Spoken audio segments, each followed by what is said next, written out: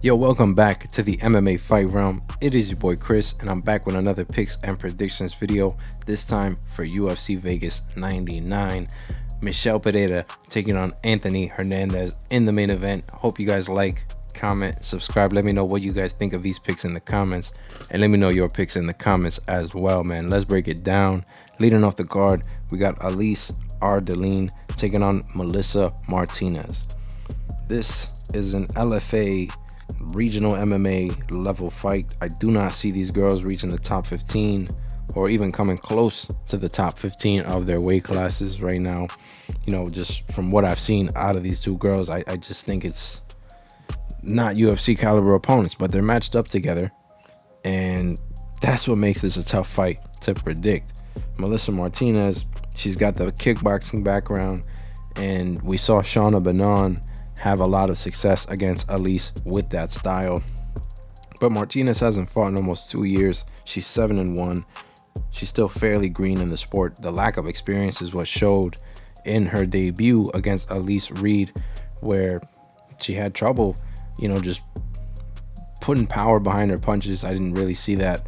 She had trouble, you know, with the takedown defense.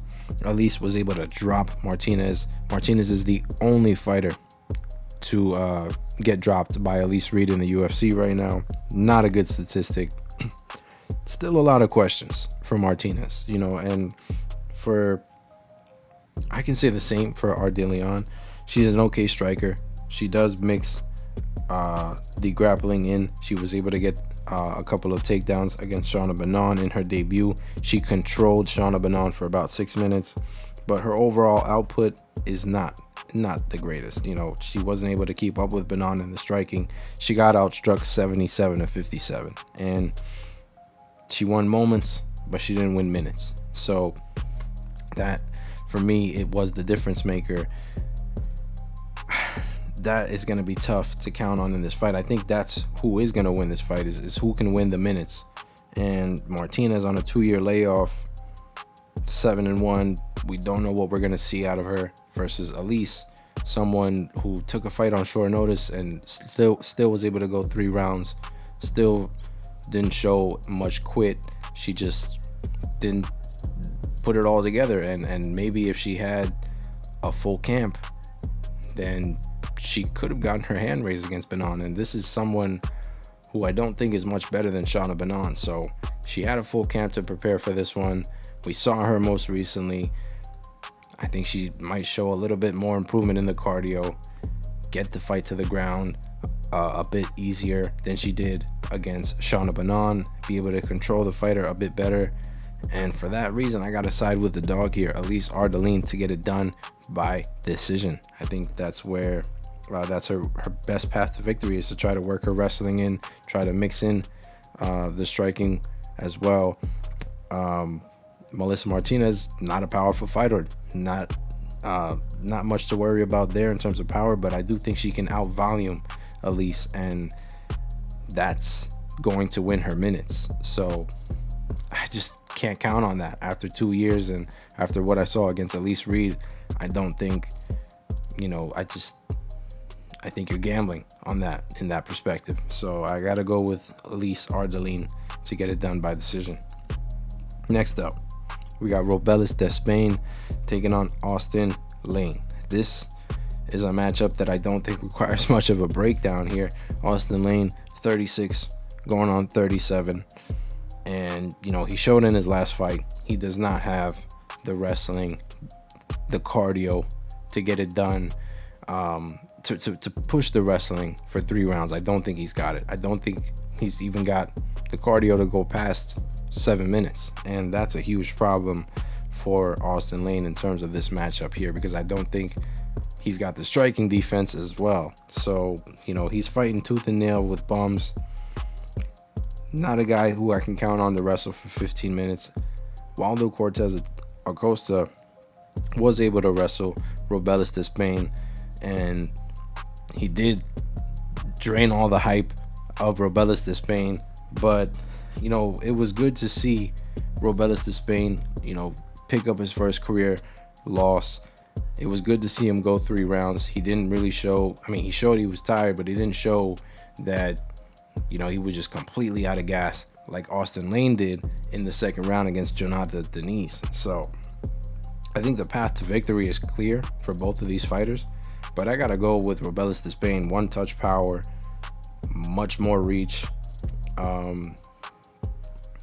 Definitely learned his lesson in his last fight that he's got to show some better takedown defense. He's got to show some more effort in working his way back up if he does get taken down.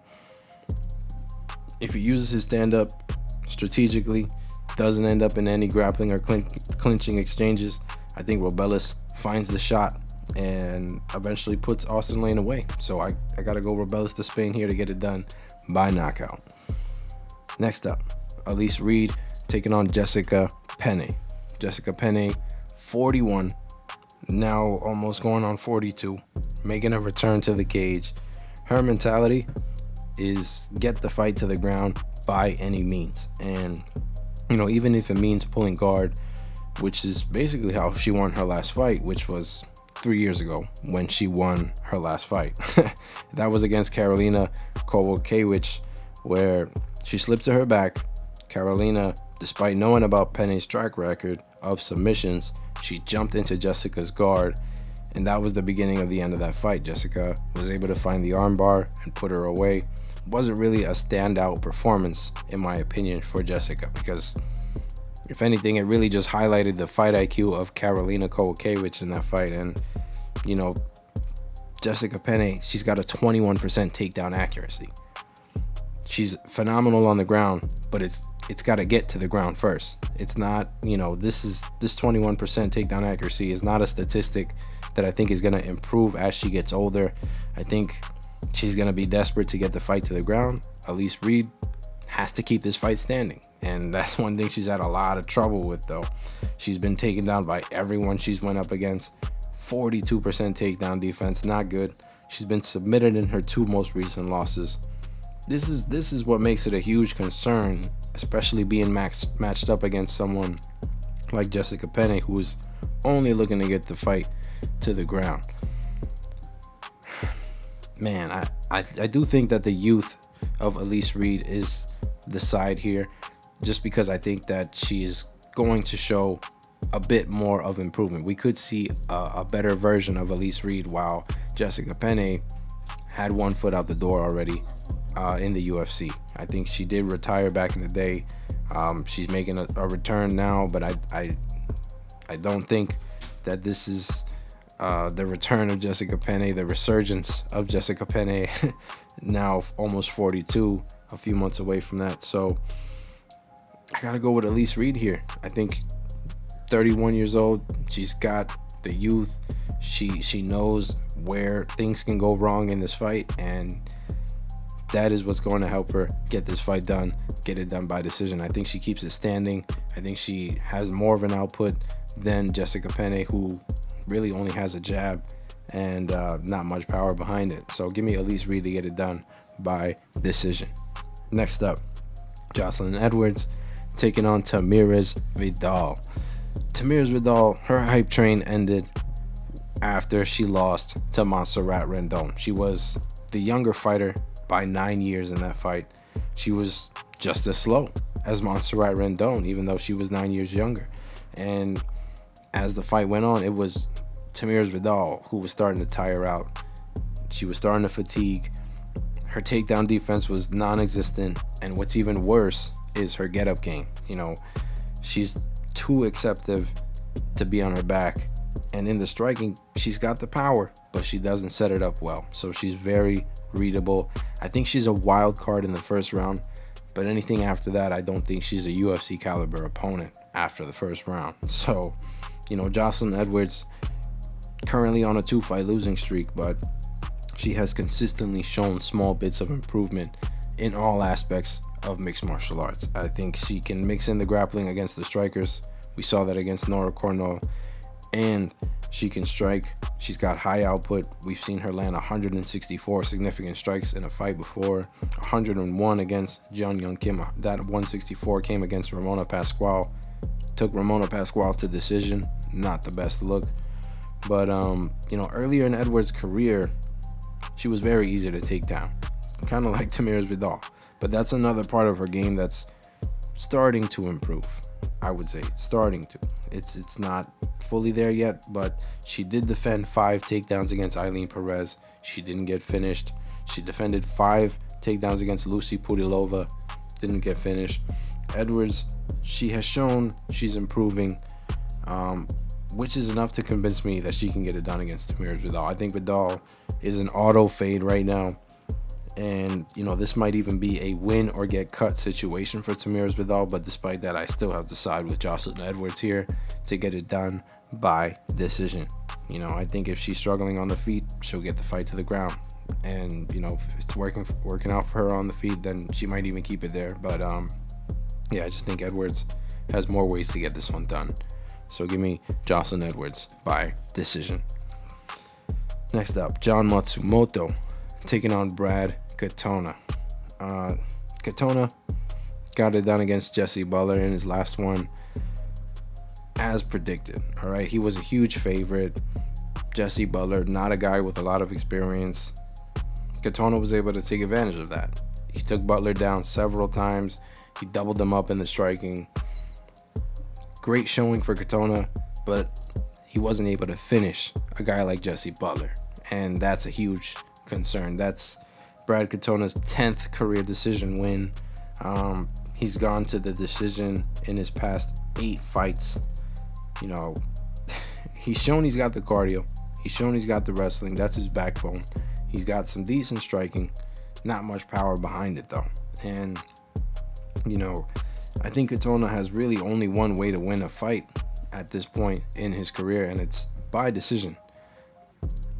He's going to have to work the takedowns in this fight. He's going to have to avoid the knockout and rack up some control time, which is going to be tough against a guy like John Matsumoto. We just saw him get taken down 9 times against Dan Argueta. Not the best look, but he did defend 10 out of 19 of those takedowns. So Dan Argueta was relentless. We know that of him. We know Dan Argueta's got the cardio to push the pace for 3 rounds. And John Matsumoto was able to find a guillotine in the second. He's looking for ways to finish a fight. He's looking for ways to knock you out. He's looking for ways to submit you. He's got 6 wins by submission, 3 by knockout, 6 by decision. That alone tells me who's got more ways to get this fight done, and that's John Matsumoto, man. I'm a big believer in John Matsumoto, undefeated, only 25 years old, only improving. And I think this is the right matchup for him to showcase his talents against a guy like Brad Katona, who has one way to win this fight, and I don't think he's gonna get it done. I gotta go John Matsumoto here. Katona has been tough to finish, and Matsumoto is still fairly unproven, so I'm gonna say John Matsumoto gets it done by decision, but I wouldn't be surprised if he finds the finish. Next up, we got Almabayev taking on Matheus Nicolau. Almabayev, I've been a huge believer. I think he's the real deal. 3-0 in the UFC. He's been unstoppable with the wrestling. He's yet to lose a round in the UFC. So, you know, although he's looked one-dimensional with his grappling, he's getting all of his opponents down and controlling them there. I don't think he's a one-dimensional fighter. You know, he's almost 60% on the significant strike defense, and he's got 22 professional fights on his background. So only 30 years old. I think he's at a stage in his career where he's only going to get better. And Matheus Nicolau is on the downfall. You know, past 2 losses have been by knockout. Matheus's ranked wins are David Dvorak, a guy we haven't seen in a long time, Matt Schnell, a guy who is very breakable, and Manel Kape. Manel Kape at this point has to be his best win, because Manel Kape made that resurgence, almost even got a title shot, but Matheus just has not looked like the same guy who fought Manel Kape back in the day. He's looking like a shell of himself. I haven't been a big believer in Matheus Nicolau. I think, you know, what does make this fight interesting is that he's got 93% takedown defense, and we're going to see that get tested in this fight against Asu Almabayev. We know Asu is going to try to get this fight to the ground. What is Matheus going to present when this fight gets to the ground is what is going to be interesting to see. But, you know, I have to ride with the potential here of Asu Almabayev. I think that the hype train is real, and, you know, this is a big step up in competition, but I just mentioned to you guys the wins that Matheus has. Not the most notable guys right now at this point in his career in UFC overall. So I think this is a right matchup for both of these guys. Asu Almabayev on the rise, Matheus Nicolau on the downfall right now. So yeah, man, I'm just gonna ride with the potential and the hype train of Asu Almabayev. I think he gets it done here. I think the lines are a little wide, but I do think that he's the rightful favorite, and I think he gets it done by decision. Next up, we got Daniel Pineda taking on Darren Elkins. Darren Elkins, man, coming back. I think he's about 40, 41. I think he's 40. But man, just this guy has been known for taking a beating and been able to just outlast, beat up his opponents in rounds 2 or 3. And if you were to book this fight a few years back, I'd say Darren Elkins wins this fight 10 times out of 10. But because these two are much older now, I don't think I see it that same way anymore, man. Daniel Pineda, he's tough. He's got knockout power. He's very dangerous in the early rounds. But anything past that 7-minute mark, Daniel Pineda is just not the same fighter. And 1 year younger than Darren Elkins. These two are very, you know, pretty much veterans of the sport at this point. I don't think Daniel Pineda's cardio is going to improve as he's getting older. So, you know, two smart fighters, and Daniel Pineda, he's actually got a really good leg kick, which has proven to you know, damage Darren Elkins. Darren the Damage Elkins, you know. So this is what makes this tough, is it's very hard to put away Darren Elkins. It's very hard to submit Darren Elkins. Daniel Pineda, he's known for trying to take his opponents down. In his past 2 fights, he actually wasted a lot of energy, a lot of takedown attempts that weren't successful. If he tries to entertain the grappling with Darren Elkins, I think he's going to get finished in round 2. And it's because Darren Elkins just pushes that pace. He has the grappling. He trains with Team Alpha Male. I think Darren Elkins puts it together here, and I think he gets it done by decision, man. I don't see him getting put away early. Daniel Pineda definitely has the potential to do that, but man, he might even go for broke trying to, because of the historic statistic of Darren Elkins not being able to get knocked out. But I don't see Daniel Pineda pulling that off, man. I think Darren Elkins gets it done late, 2 or 3. I don't see this fight going to the scorecards. Maybe, you know, Pineda, he is tough. He went to the scorecards in his past 2 fights, took a mean body shot against Alex Caceres, and still was able to go to the judges. So maybe he does. Maybe Darren Elkins gets this one done by decision, but I can also see Darren Elkins working a finish here in rounds 2 or 3. So yeah, man, Darren Elkins gets this one. Next up, Cameron Smotherman taking on Jake Hadley. Smotherman replacing Brady Easton on a few days' notice. He's a strong guy. He's got knockout power. Strong guy for the bantamweight weight class. He's on a win streak since losing his Contender Series fight, which was up against Haralampos Gregoriou, where he got flatlined in the first round. Not the first time we've seen Smotherman get knocked out. If you follow his regional tape, the guy's got a questionable chin, and taking this fight on a few days' notice, I just wish maybe we would have seen him take a Contender Series fight or something, or in the Ultimate Fighter or something, just a bit more before he went up under the bright lights, now taking a fight on basically less than a week's notice against a guy like Jake Hadley, who's game. He's tough, he can wrestle, he can strike. We saw the boxing improvement in his last one against Cowlin Loughran, where he boxed him up, man. He looked fantastic at 135. He was fast. He has always been good in the cardio. He's always been tough to put away.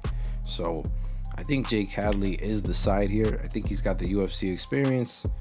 I think this is a lot to ask for out of Cameron Smotherman. He probably has a puncher's chance, but Jake Hadley is tough enough, and I think Jake Hadley gets this one done by decision.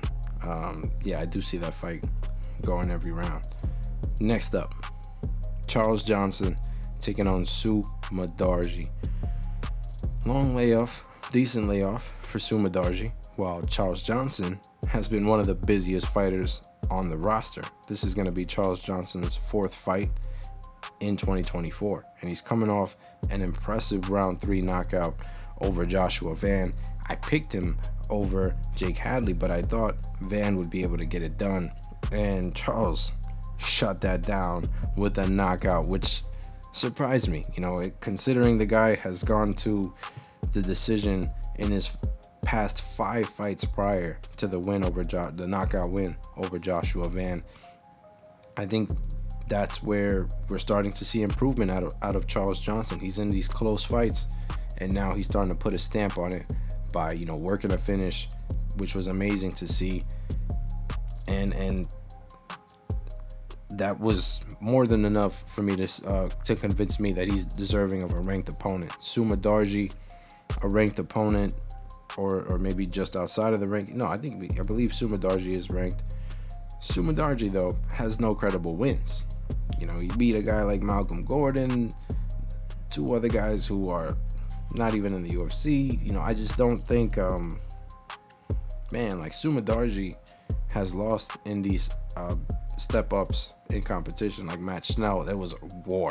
It was a war. I don't know how Matt Schnell survived, but he survived. And unfortunately for Sumudaerji, his ground game is not good. It's almost non-existent. All of his professional career losses are to the submission. Charles Johnson is a guy who can mix it up very well. He can strike, he can grapple. We saw him grapple with Azat Maksum. We saw him strike with Joshua Van. So, Charles Johnson is more than proven for this type of matchup. I think he's ready for this step up in competition, and I think he's catching Sumudaerji at the right time, who's on a layoff, and we like I said, the wins aren't too credible. I think this is the right opponent for Charles Johnson to show off his talents, and I think he gets it done by knockout or by decision in this fight. Next up, we got Rob Font taking on Kyler Phillips. Man, Rob Font is 37, 1-4 in his last 5, taken down 4 times against Figgy, taken down 7 times against Corey Sandhagen. The path to victory has been very clear. Rob Font, he's a great boxer, but he's now 37 years old. I don't think he's got the overall MMA game to defend the takedown against these newer guys, against the newer generation. And I do think Kyler Phillips is a part of that newer generation. He's 29 years old. He can strike. He can wrestle. We've seen a lot of, we've seen him get it done against Song Yadong. We've seen him get it done against Pedro Munoz. That win over Pedro Munoz was very impressive. He made it look one-sided, and that's tough to do against a guy like Pedro Munoz, who I believe won a round over Sean O'Malley. So Kyler Phillips only improving. I think he's the side here, man. I do think he can mix in the wrestling. That is the path to victory against a guy like Rob Font, who is looking to keep the fight standing. He did have that win over Adrian Yanez. Adrian Yanez, we know, is a phenomenal boxer himself, is a guy who is going to stand and bang, and he did that with Rob Font. I don't think Kyler Phillips, if he's struggling in the striking, I don't think he's going to try to keep it there. I think he is going to try to work in some takedowns. He trains with guys like Mario Bautista. He trains with guys like Marcus McGee. Give me Kyler Phillips here. I think he gets it done. This is the right step up in competition for him. And, you know, after coming off that win over Pedro Munoz, I think he's going to keep showcasing that he's the real deal. So give me Kyler Phillips here in the co-main event to get it done either by knockout or by decision. You know, Rob Font, 37 years old. Maybe that chin won't hold up as good as it used to. So I wouldn't be surprised if Phillips works a finish here. Next up, the main event. Michel Pereira taking on Anthony Hernandez. 8-fight win streak versus 5-fight win streak. Michel Pereira has been nothing short of impressive since the move to middleweight. And even though he's not really fighting notable names at middleweight, he's doing his part in just not making it look close. All right, he was booked to fight Marc-Andre Barriault, a guy who Anthony Hernandez beat. But Marc-Andre, he withdrew from the fight. And in stepped Andre Petroski. Michel used his footwork, stance switches, making it hard for Andre to find a takedown. He got in. Michel Pereira got inside, and it only took one punch to chop Andre Petroski, finish him in the first round. Then he was booked to fight Mahmoud Muradov. Muradov withdrew from the fight. In steps Ihor Potieria, and Michel put him away in less than a minute. So, you know, once again, he was just being dynamic, being unpredictable. He countered Potieria with the left hand, finished him with a standing guillotine. Didn't even make it look close. You can't blame Pereira for fighting these guys because the original opponents are not showing up. You know, he's undefeated at middleweight. It was at welterweight that he had some hiccups in the cardio as well as in the fight IQ. And that's what's going to lead a lot of people to question him in this matchup here. But you can never forget the Michel Pereira that was, you know, doing backflips on his opponents and lunging punches off the cage. It was a part of his style, and maybe still is in many ways, of just being unpredictable.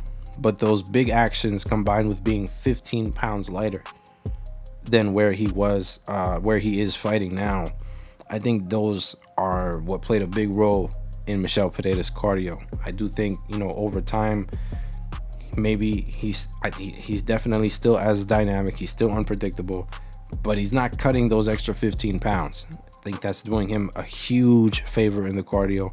And he's also picking and choosing when to be explosive a lot better. He's doing a lot better job at that. That is leading to him just being overall more dangerous. So, you know, you can never really count him out of a fight right now. And, you know, you combine his growth with a team like Extreme Couture, training with guys like Sean Strickland, a guy who is known for pushing his opponents to the brink. I think these are all great moves made by Michel Pereira leading up to his first main event. And it's going to be interesting to see how he deals with a guy who's known for drowning all of his opponents. Anthony Hernandez has also been nothing short of impressive. He's got to get it done by any means mentality. If he's got to take a few punches to get the fight to the ground, he will. And he will do it with a smile. All right. This guy's a junkyard dog. He loves, he just loves to fight, man. He leaves no doubt in all of his fights that he's given it his all. And Hernandez is a guy you kind of have to put him out to stop him. You know, Marcus Perez back in 2019 was able to out-grapple Hernandez and find an anaconda choke in the second round, which at the time wasn't a good look considering Marcus Perez wasn't the most successful guy in the UFC. But that was 5 years back, so we digress. Then his most recent loss was to Kevin Holland in 2020, where Holland just pushed the gas early, he never let Hernandez get going and just landed a fight-ending knee to the body, which he followed up with some ground and pound. That was 4 years back. So again, you know, we have seen the improvements out of Hernandez to this point. There's no doubt he's made the adjustments in his approach, which has led to him having some more success. The way I see it, man, if you can't put Hernandez away, then he's just going to keep coming forward and look to drown you. and it's what he's done to every opponent in his win streak. ABCs say always bet on cardio, and that side would be Anthony Hernandez. But can I count on Hernandez to be able to deal with Pereira in the early rounds? You know, a dynamic striker who's also got no quit, one punch finishing power. I think Hernandez is the perfect matchup for Pereira to show he's ready for an even bigger challenge. And he's made all of the right moves to get to this point. I think I'm gonna, really have to just take my chances here and bet on Michel Pereira to find that shot that stops Anthony Hernandez early. Hernandez is not the better striker, and I think he's going to lose a few sequences before trying to get the fight to the ground, and that just might be all it takes for a guy like Michel Pereira to put you away. And I don't think it's a good game plan against a one-punch finisher to try and take some punches to get the fight to where you need it to. And Michel Pereira, he's that kind of guy who can do it to you in just one punch. So I gotta go Michel Pereira here. I think he gets it done by knockout. And there you guys have it, man. Those are my picks for UFC Vegas 99. Hope you guys like, comment, subscribe. Let me know what you guys think, man. I know it's been a few cards since I dropped the video. Thanks to the loyal subscribers who have still subscribing to the channel. Thanks to the guys who are checking the community tabs. That is where I have been dropping my picks for you guys. Just no videos. I've gone 11-1 in UFC 307, 11-1 in Vegas 98. So I'm gonna look to continue this momentum with Vegas 99 and UFC 308. I'm out. Peace out, guys. Good luck on your bets this Saturday, man.